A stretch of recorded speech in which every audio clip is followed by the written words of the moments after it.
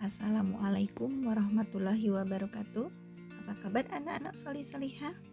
Semoga anak-anak senantiasa semangat ya untuk terus belajar dan menambah ilmu pengetahuan. Hari ini kita akan belajar tematik dengan materi manfaat hewan dan tumbuhan. Allah menciptakan makhluk hidup di dunia ini bermacam-macam, beraneka ragam. Ada yang menguntungkan, ada juga yang merugikan. Nah, hari ini kita akan belajar tentang hewan yang menguntungkan, juga hewan yang merugikan. Setelah itu, tumbuhan yang menguntungkan, juga tumbuhan yang merugikan. Contoh hewan yang menguntungkan adalah ayam. Ayam bisa dimanfaatkan oleh manusia untuk diambil daging dan telurnya untuk dikonsumsi sehari-hari. Selain itu, ada itik atau bebek juga yang bisa menghasilkan daging dan telur yang bisa dimakan oleh manusia.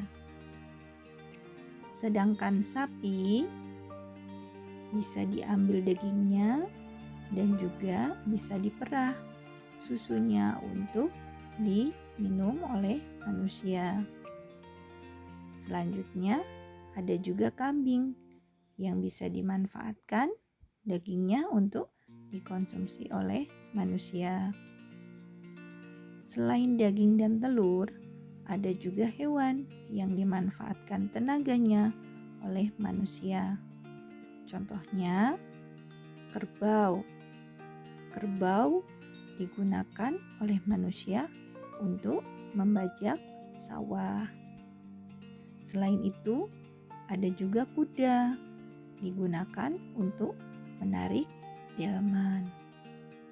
Nah, ada juga hewan yang dipelihara oleh manusia untuk dirawat, diberi makan. Contohnya kucing. Kucing yang lucu memberikan rasa senang kepada orang yang memeliharanya. Selanjutnya adalah hewan yang merugikan. Hewan yang merugikan bisa menyebarkan penyakit. Contohnya, nyamuk bisa menghisap darah manusia yang dapat menyebabkan penyakit. Contoh penyakit yang disebarkan oleh nyamuk adalah malaria dan demam berdarah. Hewan lain yang merugikan adalah lalat.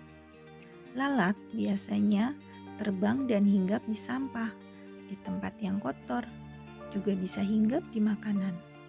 Nah, lalat yang hinggap di makanan ini akan membawa penyakit. Selain itu, ada juga kecoa. Kecoa bisa menyebabkan sakit, namanya sakit tifus. Oleh karena itu, anak-anak harus dapat menjaga kebersihan agar tidak ada hewan yang dapat merugikan manusia. Selanjutnya, kita belajar tentang tumbuhan yang menguntungkan. Adalah tumbuhan yang dapat digunakan untuk manusia, contohnya sebagai bahan makanan, yaitu buah-buahan dan sayur mayur. Tumbuhan yang bisa digunakan oleh manusia untuk penyedap rasa dalam makanan, contohnya bawang merah, bawang putih, cabai, lada. Nah, selanjutnya ada rempah-rempah seperti jahe, kunyit, kencur yang biasa digunakan untuk membuat minuman tradisional.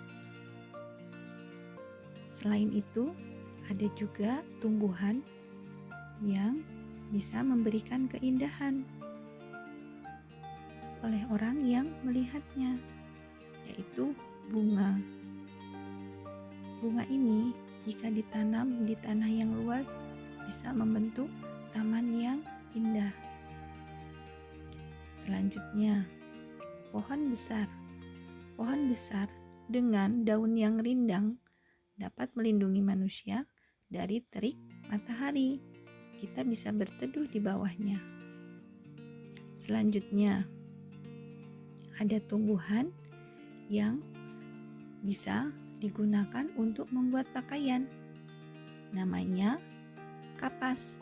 Nah, kapas ini jika diolah bisa digunakan untuk membuat baju. Kapas itu digunakan untuk membuat baju dengan proses dimulai dari kapas dipintal menjadi benang. Lalu benang ditenun menjadi kain. Dan kain dijahit menjadi baju.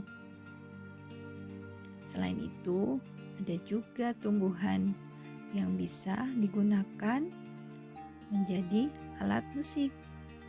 Contohnya seruling, kolintang, dan angklung. Semua alat musik ini terbuat dari tumbuhan namanya bambu. Berikutnya adalah tumbuhan yang merugikan. Tumbuhan yang merugikan manusia disebut gulma. Contohnya, tali putri. Tali putri menumpang pada tumbuhan lain. Dia mengambil makanan pada tumbuhan yang ditumpanginya. Selanjutnya, tanaman keladi. Tanaman keladi ini dilarang dimakan karena bisa membuat sakit. Kemudian, anak-anak tahu bunga mawar? Coba perhatikan batangnya, terdapat duri. Anak-anak harus berhati-hati ketika memegang bunga mawar karena duri bisa membuat luka tangan kalian. Itulah pembelajaran hari ini tentang hewan dan tumbuhan yang menguntungkan dan merugikan. Semoga bermanfaat dan menambah pengetahuan bagi anak-anak. Untuk selanjutnya, anak-anak silahkan mengerjakan tugas yang akan Ustadzah berikan hari ini. Terima kasih atas perhatian anak-anak. Ustadzah ucapkan wassalamualaikum warahmatullahi wabarakatuh.